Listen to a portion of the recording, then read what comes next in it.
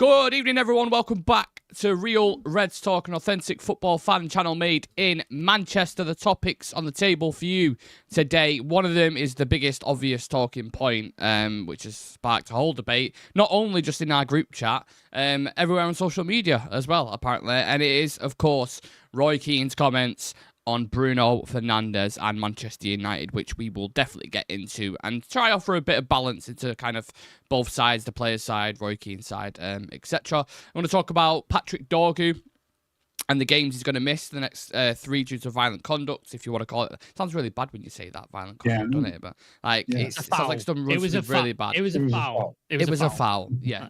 Missed-time challenge. Missed-time challenge is much better. You see how words can affect something when you say it. It's crazy, he didn't headbutt the guy or like punch him. Like that's, like, you know what I mean? But they consider it, don't they, as violent conduct as well. Because I mean, I don't. He's not really a violent kid. I think Amorim said that after the thing, to be fair.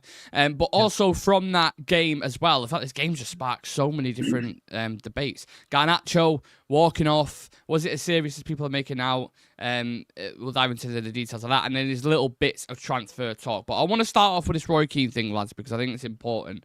To summarise, basically, I'm not going to go through everything Roy Keane said, but to summarise basically what he was saying is talent isn't good enough. He doesn't feel like Bruno is a captain. He doesn't lead. He's a bit of an imposter.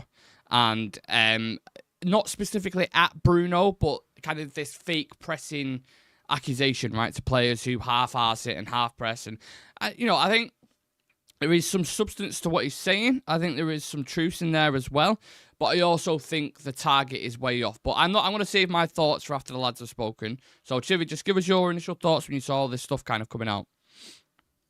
Yeah, I only saw clips of it, and he was kind of like animated. Now, on this channel, like, it's no secret. Like, I'm Bruno's biggest critic, but it's different coming from me or anyone else than coming from someone like Roy Keane, who's a former captain of the club. Yeah. Like, the players are aware of this. And I really don't understand, how YouTube works, how these things work, and you want to get views on that and stuff like that. I know Keane is, for the most part, a very genuine person, and I don't think he's the type that would do stuff for views. But I think for me, it's just the source of the criticism. Is like, for him to be that animated about Bruno, like, it's different. Like, coming from fans just venting and showing frustration, and then for Roy Keane to say that, I don't know. It kind of rubbed me off the wrong way, kind of like. But it's true. Like, I don't think I've never felt he was captain material. Yesterday, I was very impressed with his performances. Yeah, I've never really seen him as a leader, but then that's just me. But then, when it comes, the problem I have with that is there's this thing about fans and fan channels and being the toxic thing.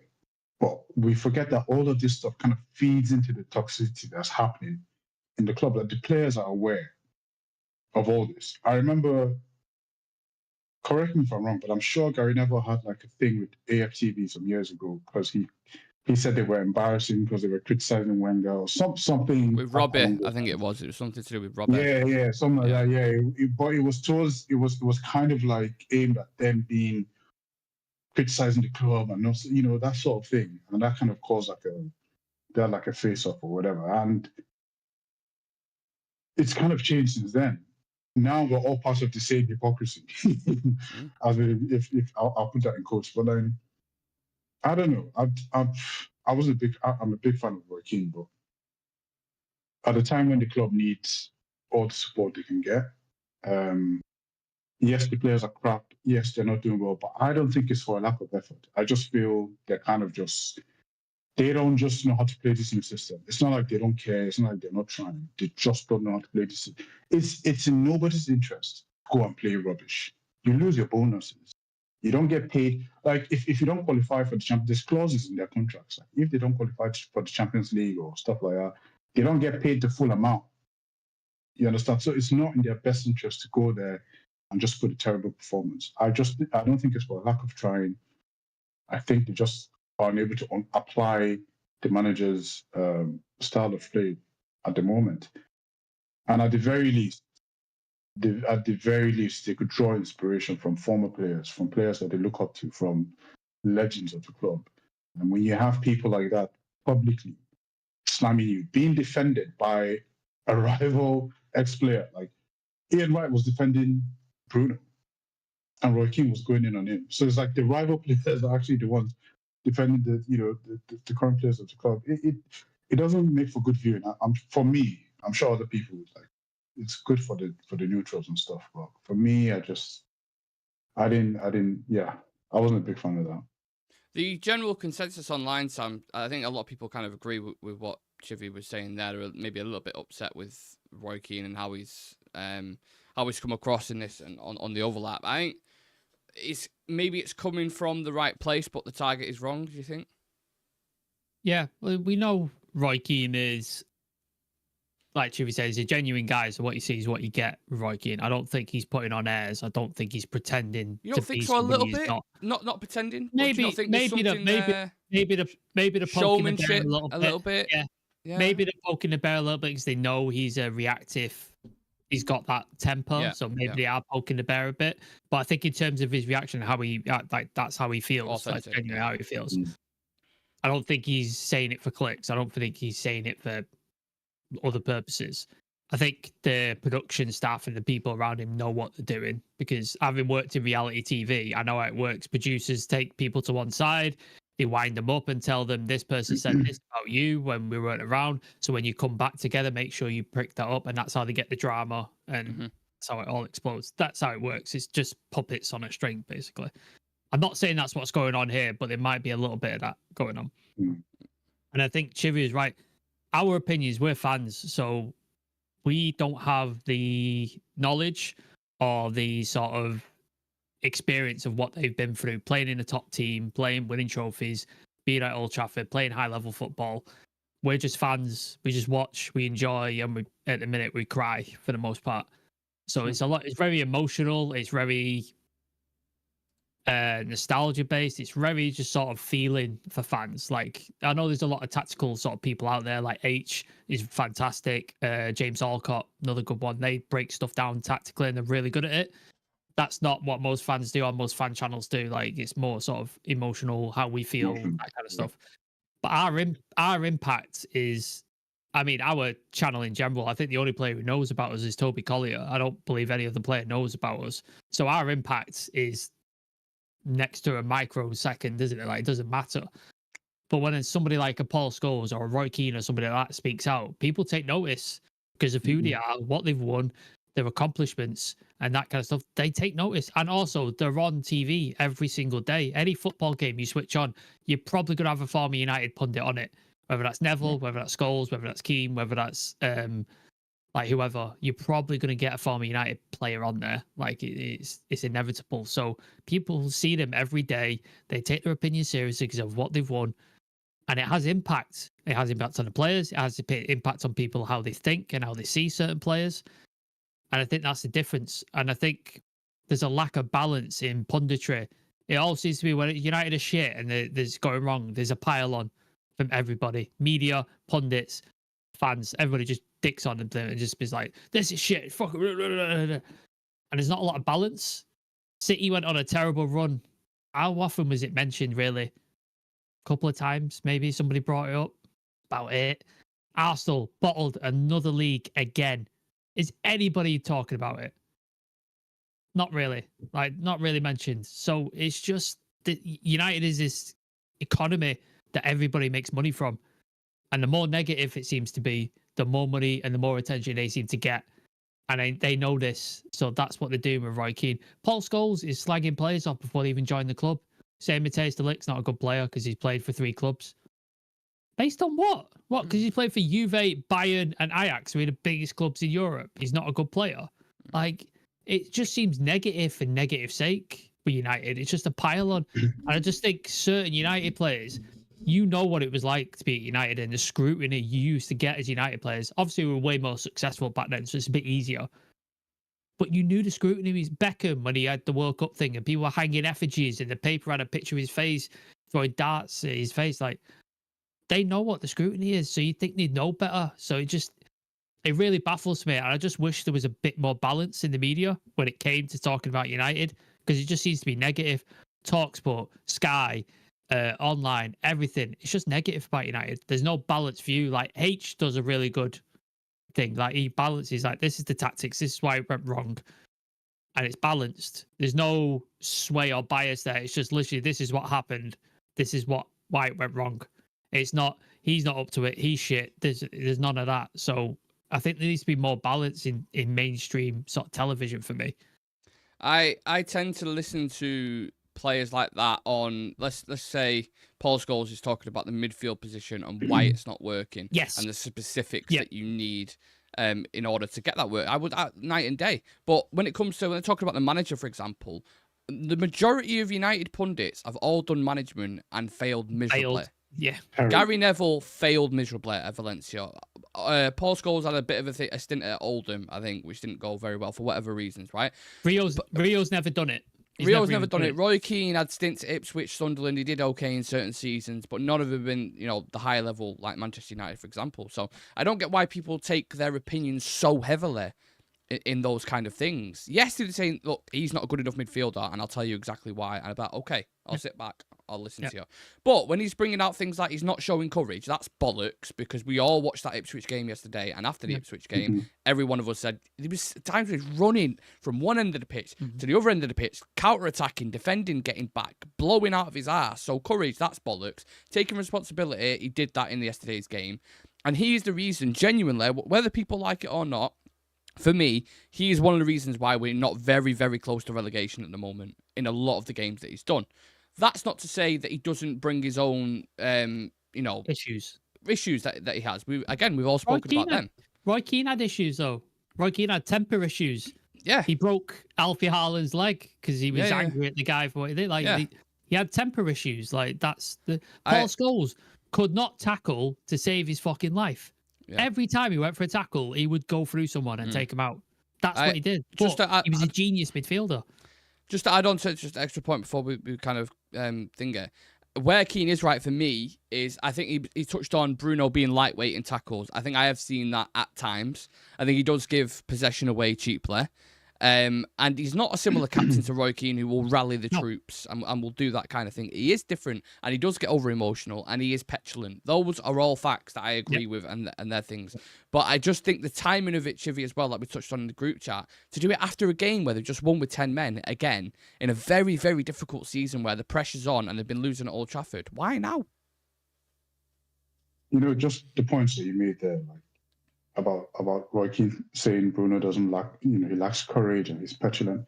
Yeah, that's fine, but it's not hanging offense, if that makes any sense. It's not. I mean, every player has their flaws. Like, if we're gonna, it happens, and it's not like it's news to anyone. Like, we know this. We know all this.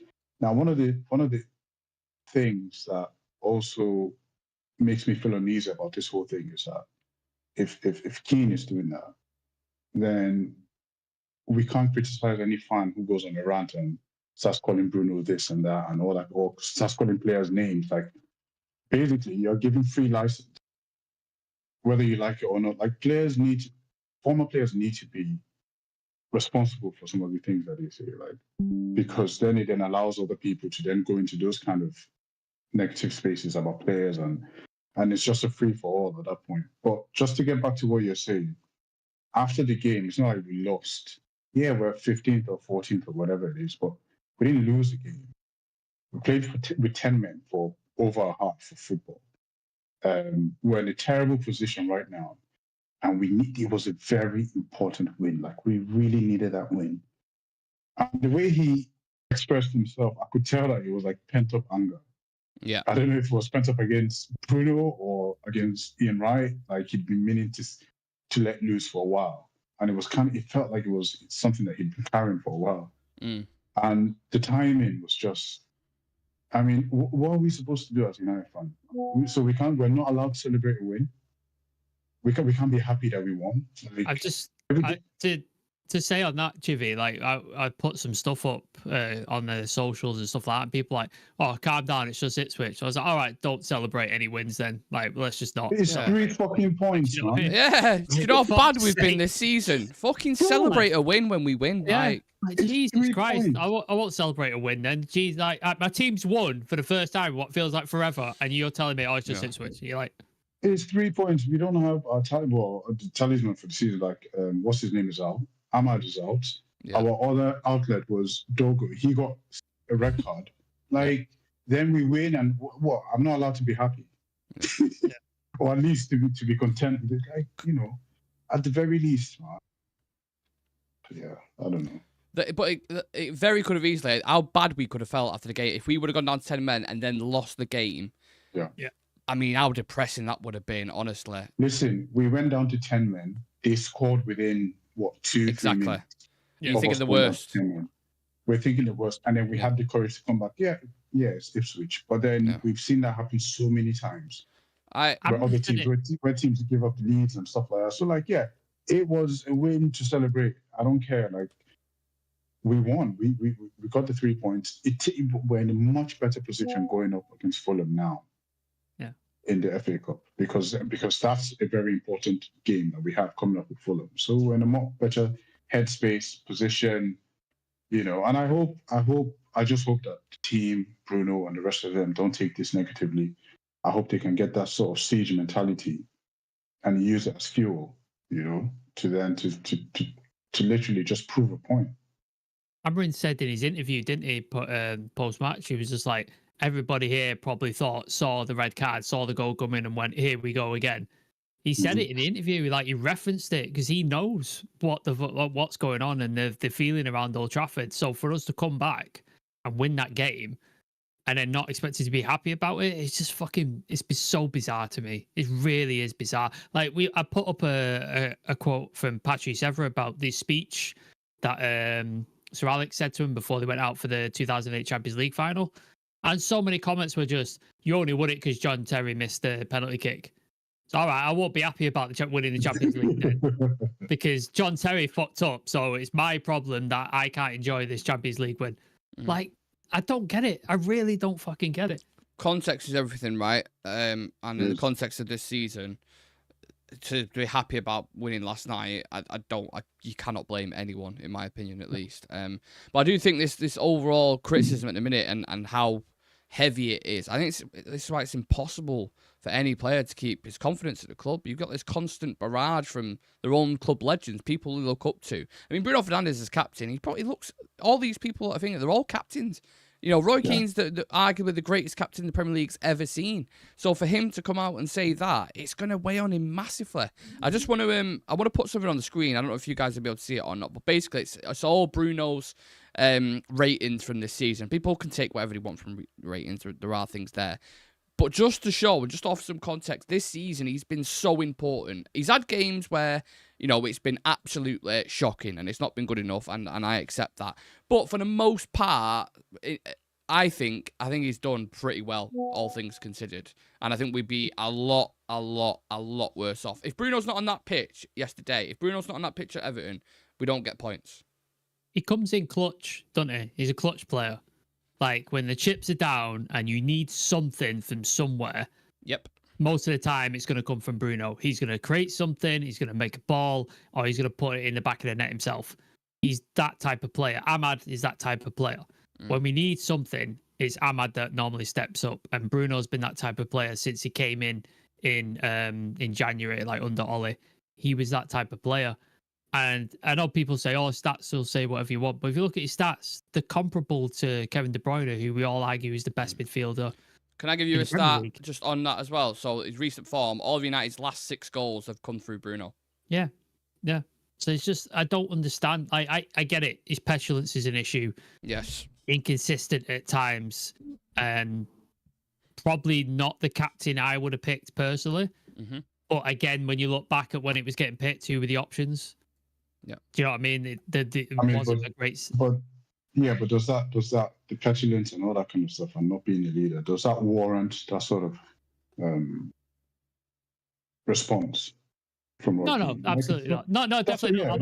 I'm not saying it's not. I'm just saying. No, I'm agreeing with you. Yeah. I'm agreeing with you. I'm just saying, like, with everything you've mentioned, like, it doesn't warrant. I think it was a little bit over exaggerated, to be honest. Yeah, I agree. That was one. Two, there's way more players on that team that you can pick up. Yeah.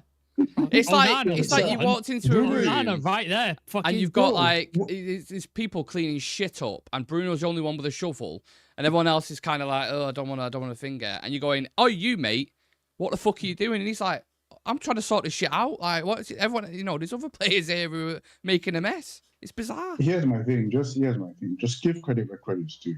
Right? Yeah. Just. I mean, he's the reason why we play on Saturday, because even though he had a bad game, he still came in clutch and scored that goal against Arsenal. Yeah. Put us 1-0 up, crashed the box, and then took his goal well. Took his goal really well. So it's like penalty as well. Took penalty exactly. Shootout, so I'm not his biggest fan, but then I'm not gonna take anything from him. Like if he deserves the credit, he should get it. And then at the end of the day, I'm a fan. Like, and we've gone over this too many times. Yeah. Let's go to the comments section and you lot can reset. Before the drama of Garnacho, I hope you referenced the footage most haven't seen before going off the deep end that shows Garnacho clearly indicating to the bench he wanted to change his shirt. We literally put a clip up of that before saying, is he changing his shirt? So, yeah. But we'll talk about that in a second. He's 20 years old. Ronaldo walked off at 34. This is a kid. Every player gets pissed at this situation. It isn't a problem. We'll come back to it. I'll discuss the Garnacho thing. Direct red is 3 games. Did United apply to get it overturned? If so, it's 4 games. Interesting. No, I don't think so. You're not. You look at replay, there's no way they're overturning it. Like, it's not happening. No chance. Don't get Keane going after the hardest working player last game. He's so bitter these days. Roy Keane doesn't pretend that's who he is and how he feels. He doesn't care. I just feel he's got the wrong target as he did with De Gea. We are worse without these two. Yes, we need better. Ugate's 1 yellow card away from being a 2-match ban. Which fucking hell. Jermaine Masson says Bruno's not a captain and not best of what is truly expected. Everyone acting like United never win. We've won 6, drawn 2, and only lost 3 this year. No, if they are accurate stats, then there is context. Go watch them games back and tell me if you enjoyed them. I think we've all done that. Watch the Southampton game, and apart from the last 3 minutes, we were getting battered in that game. Yeah. Everton, we had to bring it from behind. Ipswich, we scraped. I mean, you can go through all the games. Villa is supposed to be great this season. Looking at La Liga has also brought up a case against City as well, apparently. Interesting times. Anyway, someone mentioned Dorgu then. According to sources, Dorgu will miss the following games. So Fulham at home, Arsenal at home, and Leicester away. Harry Maguire spoke on Dorgu's red card last night, saying he'll learn from it. He's been excellent, a real bright spark in the last couple of games. Pick his head up and go again to be a big player for this club.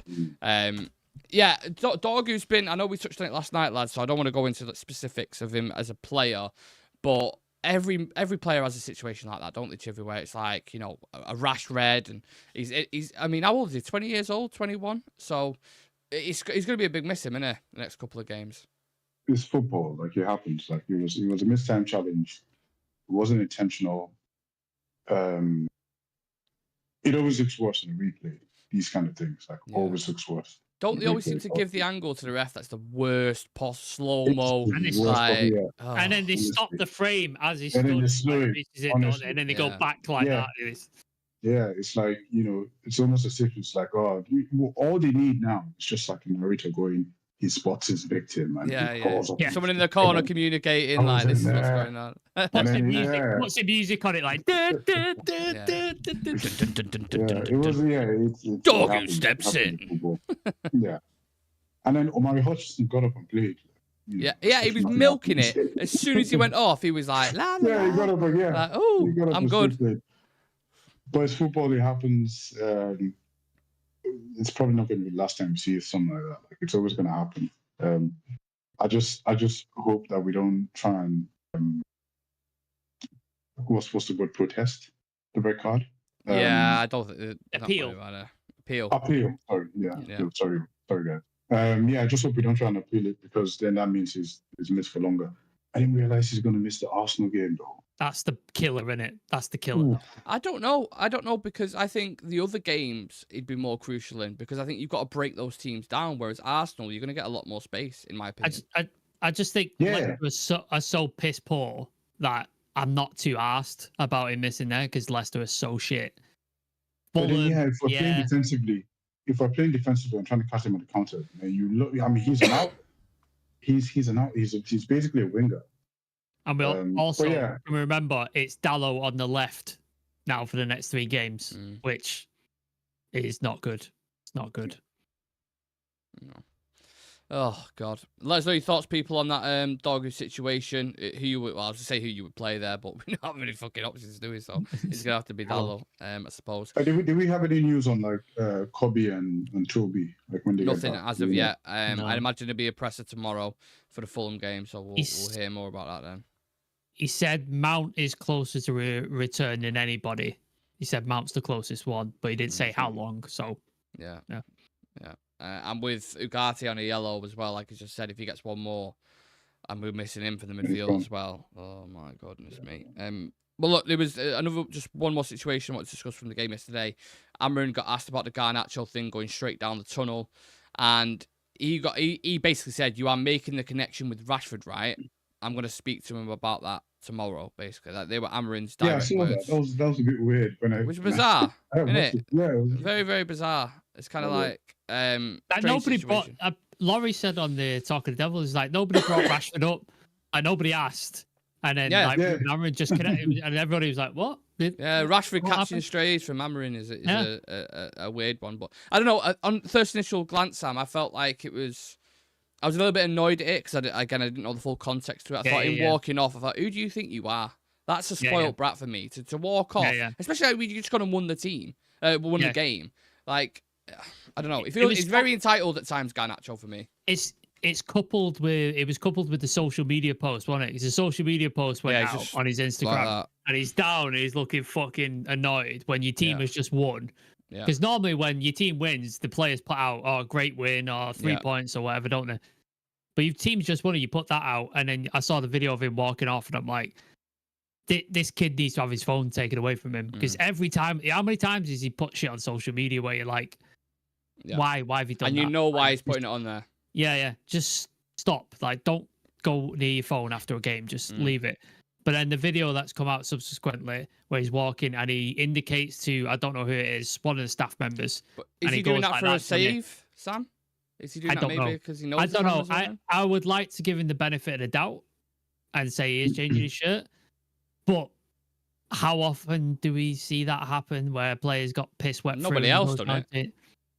So, yeah. The Instagram post is what sort of puts doubt in my head. This is why put that post out. Like, why put the post out if it's just changing your shirt? I don't understand why he put that post out. That's what I think. And he has got previous for it. Let's not pretend he hasn't. Yeah. He's done this a few times. And I think Andy Mitten spoke about it, didn't he, on Talking to the Devils. Is like, he spoke to Garnacho and was just like, don't go, just stay away from social media. Like, just stay off it. Like, there's no good that can become from social media. So, yeah. I'd like to give him the benefit of the doubt, but knowing him and the stuff that he's done before, I don't know. To balance things, Civir, you can be also annoyed at the same time if, because he was having a good game. I've seen a lot of people say that. I personally, individually understood the decision, and obviously it paid off because we won the game, but you can see why someone would be pissed off. Yeah, you can, but at the same time, I think that was a collective decision with him and his team, because that picture was it wasn't like a selfie or like from camera phone. It looked like a professional picture. Like yeah. Journalist, someone with a really good camera has taken that picture. I don't know if he got it off like a journalist or wherever, but then to be able to get that quick after the game and then post it, he probably hasn't posted. It's probably his team or whatever. It's probably. Yeah, agent-driven, whatever it is. He's not happy at United at the moment. And I understand why he's not happy, because he's playing in a system that doesn't really work for him, to be honest. He hasn't been as productive as he was previously. And it's frustrating. And he's young. He's trying to make this name for himself. So I'm not saying I excuse it, but I get it. I get why he's pissed. And yeah, it was a little bit passionate as well. But we've seen that before. Like when Xerxes got taken off after 20 minutes, like didn't he walk off?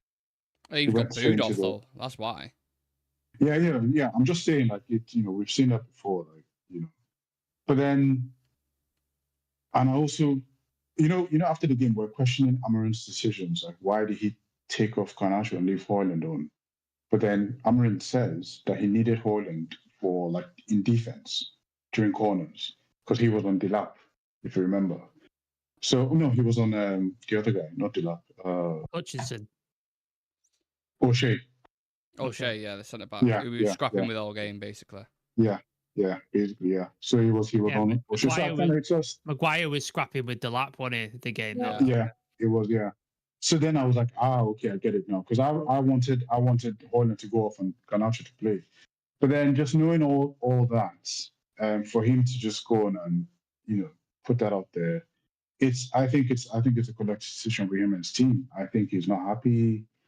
I think if they're just dropping little, snippets here and there just to kind of maybe to put other clubs on alert, just But I don't think it was innocent, whatever he did. It wasn't just I'm emotional and I put that out. Nah, that was a professional picture. It wasn't like from a camera phone or anything. And I think he knows exactly why he's done it. I'm sure he put another post as well. He put another post out this morning, I think, saying 3 points. All about the team. Damage control, though, isn't it? Damage control, isn't it? Yeah, exactly. But yeah, look, it's Garnacho. He is bitey. He has got this kind of personality. He does, I think, in his own head, put himself on a pedestal above a lot of these players from what I've seen from him, how he reacts. And sometimes you do need that confidence, and I don't mind that confidence if you are delivering game in, game out. I have that Ronaldo confidence, that's fine, but put in Ronaldo fucking numbers and no one will complain. And when your decision making is as poor as his is, he's not backing it up. Like his decision making is consistently terrible. Every single game we see him, he makes the wrong decision, whether it's to pass and put it across or to shoot, and he makes the wrong decision pretty much 9 times out of 10.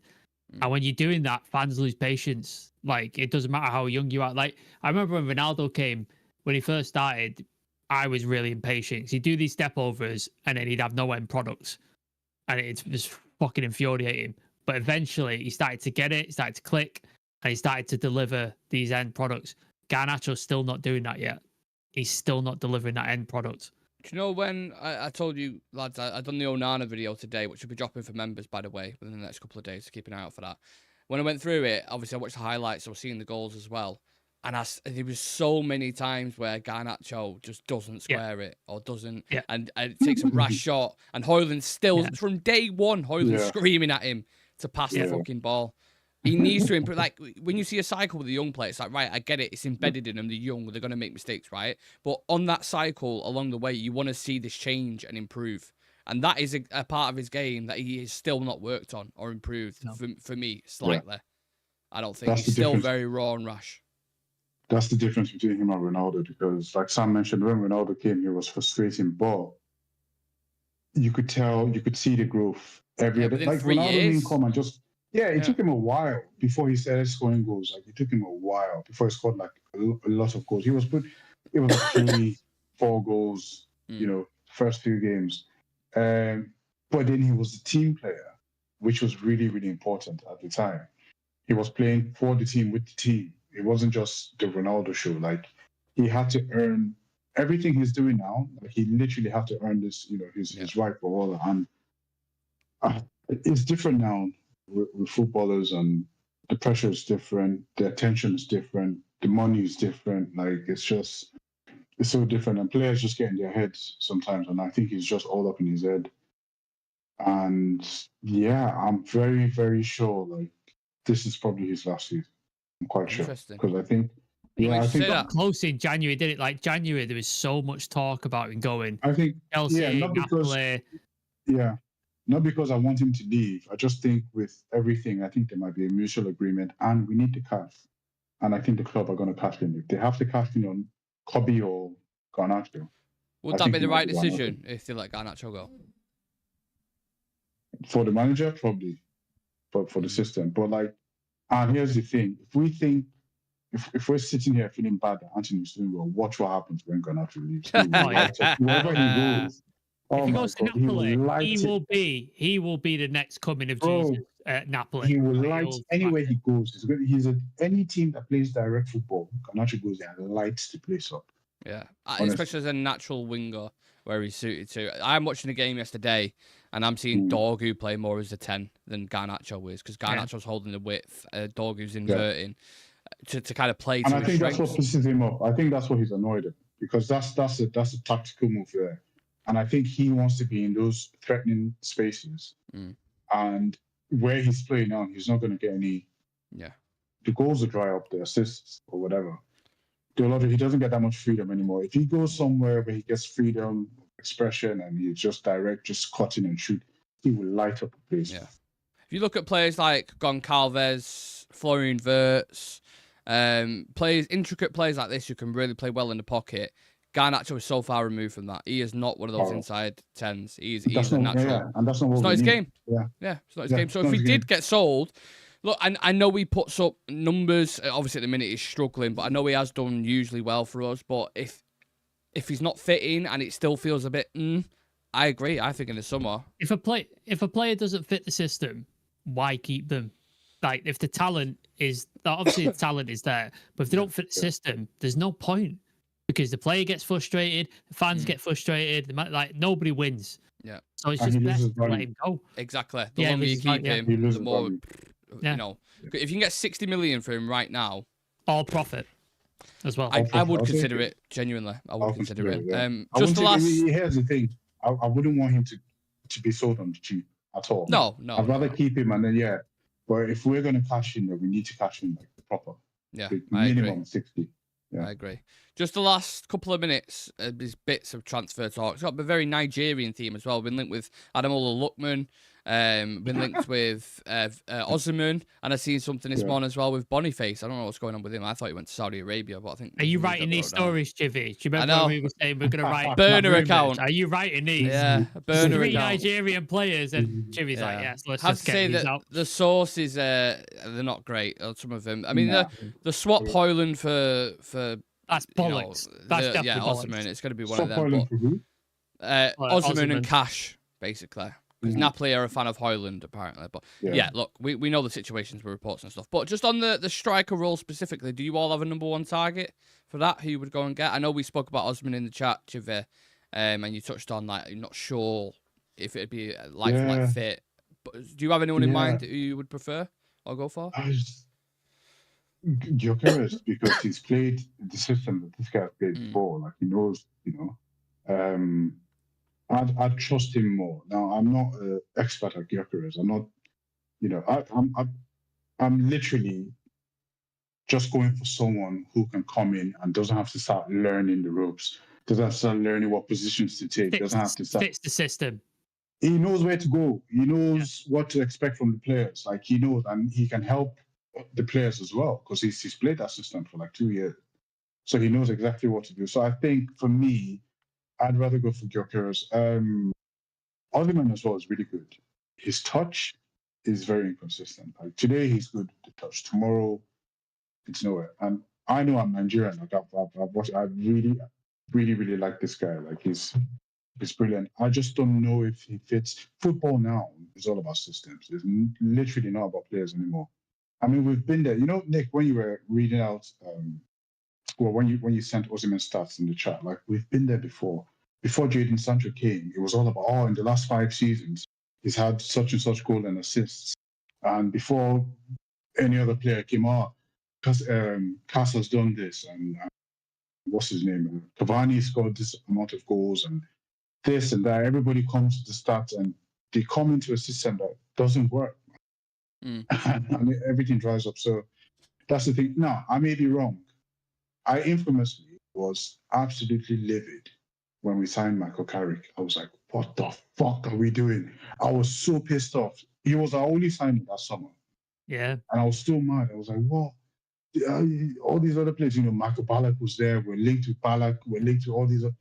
I was so pissed off. And in the first game against Fulham, I was like, okay, get it. I'll shut my mouth. So, I'll sit down. I could be wrong about Osimhen.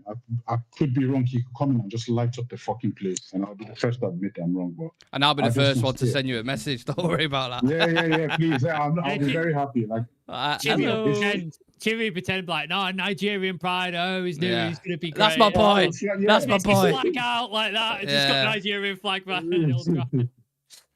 Yeah. I'll be the first to admit it, man. I'll be the first, but I just don't see it. I just don't see it fitting. No, I get it. I have to admit, look, I've done a bits of research on it. I've watched him mainly in the Champions League. I am not a Napoli fan. I haven't seen him week in, week out. So those kind of little subtle things you see in a player, like someone would say to us, I think there's a player there in Højlund, and we'll go, mate, you need to watch him week in, week out and see his touch is fucking horrendous. So there might be bits like that, but I'm just saying, for what we need at the minute, Sam, I think it's a powerful, strong striker who can score a lot of goals. I see that personally in Osimhen, but it's difficult, isn't it, for any player to come in this situation at the moment. Osimhen's a good player. Like, there's no doubt about it. He's a good player. Like, look at the goals he scored. Look at the impact he had at Napoli. I don't know how he's doing at Galatasaray currently because I don't watch. He's doing well. Yep, 17 goals and 4 assists. I think he's got. There you go. Then he did well at Lille before he went to Napoli as well. Like, he did really well there. So he's performing everywhere. Yeah. So, good player. I like him a lot. Does he fit into this system? I don't know.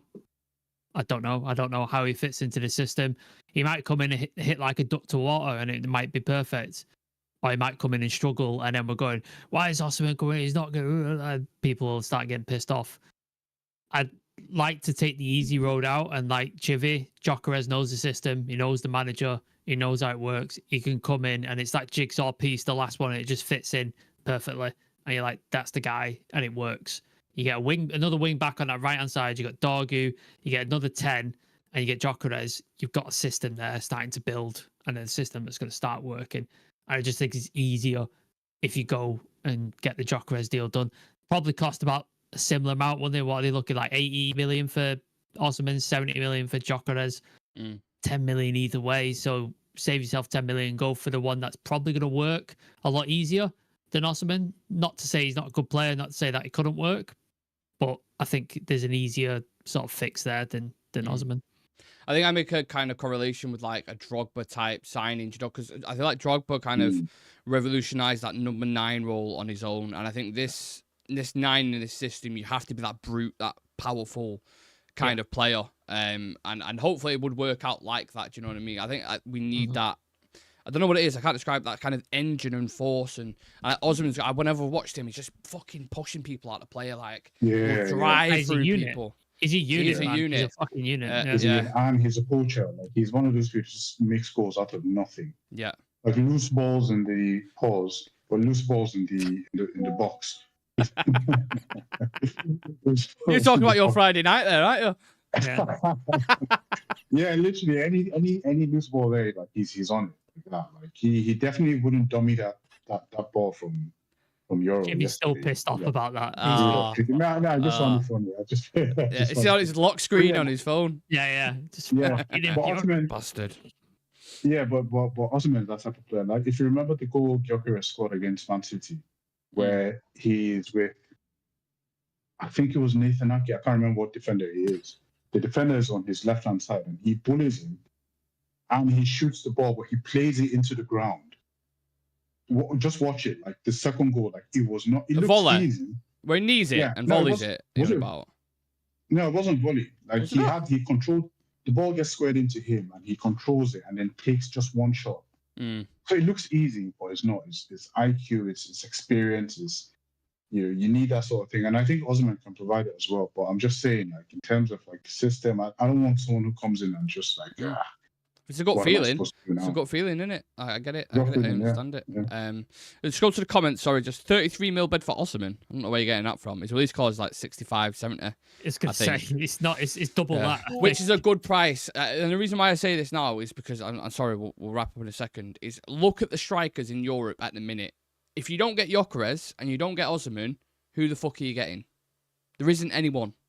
It's Jonathan David. It's Jonathan David. You drop down to the Jonathan Davids of the world, the Liam Delaps of the world, and you start doing your digging about there. For me, them two are the top options. If you can't get any of them, for me, I think you're going to struggle personally. Yeah. You need someone desperately. Each team has their own 20 to 25 goals. Chelsea got it in Palmer, Newcastle have it in Isaac, Liverpool have it in Mo Salah, my God, City have it in Haaland. Everyone has it. We don't. We need that guy to carry the mantle and score shitloads of goals. You know, if we want to boil a lot of piss, we should start putting rumours out on various journalist things because Salah's out of contract that United are looking into a free signing. Oh my God. Just to boil some Scouse piss would be amazing. Imagine the wages. Imagine the wages. My God. But it'd be worth it to see Liverpool's fans' face of him playing at Old Trafford. Yeah. Like, it'd be worth it. Not sure how that one would go down. But, Arsenal and Chelsea both need a striker in the summer as well. And they're in much better positions, especially if they get Champions League football. And financially as well, they're in better positions. I think Arsenal will go for Isaac or Ollie Watkins. Can't afford. I don't think they'll afford. Watkins, maybe. I agree, because obviously they put a bid in January. Isaac, too expensive. I don't think. I think is it 100 million? More, 100 million plus. Is it 100 million? We're talking about for Isaac. Yeah, that's what. Yeah. I think Arsenal sign a new contract. About him. Arsenal inquired about him, and I think Newcastle said 100 million plus, and that's when they went to Watkins. Was it 60 million they put a bid in for? Yeah, and a late bid at that as well, and he was like, "That's a fucking insult, mate." Yeah. So, it's going to be competition. Just the last comments we'll read out and then we'll head off. I think Gyökeres has more to his game. Constant runs in behind. Bully boy, good touch. Osman seems to do less in build-up and weaker touch, but just rapid and insane in the air, but we don't cross. Well, with Dorgu, that could change. And with Kenda, that could change. I do, yeah. Danny, do you think we maybe cross a lot more if we get a right wing back to complement Dorgu and the left? Sorry, just read the thing out. Delap dominated by Maguire. We need better.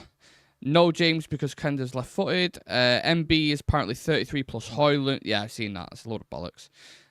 So, yeah, look, we'll leave it at that, people. Sorry, we've run over slightly, but appreciate everyone tuning in. Please do subscribe to the channel. 13,063 subs at the minute. I mentioned at the start of the video, I've got a video dropping on Andre Onana and his time at Manchester United and the mistakes that have been made. And trust me, it's fucking eventful. So wait for that to drop. The members will get access to that early. So if you want to become a member, click the join button next to the notification bell. It's £2 or £3 a month. Just help support the channel to pay for stuff like, all the stuff we use, Adobe and Canva and these kind of bits. So yeah, appreciate every single one of you. Appreciate the time from Chivy and Sam. Enjoy the rest of your day, people.